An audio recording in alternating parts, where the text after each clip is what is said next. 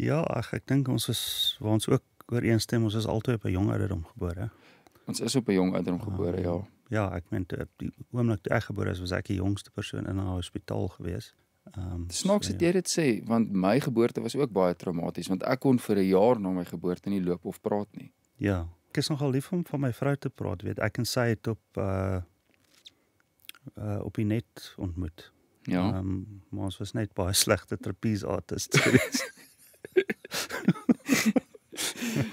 Ek het laas jaar, hier is nogal 'n ernstige saak. Laas jaar het ek 'n nier geskenk. Dis ek nou 'n flippend groot held. Ja. Hierdie jaar toe kom ek met 10 dae aan en nou soek die polisie my. Ja. So 'n ander ding is ek het my eie private jet. Ja? Ja, die ander jets in die bad behoort aan my vrou. Nee, daai ek is uit.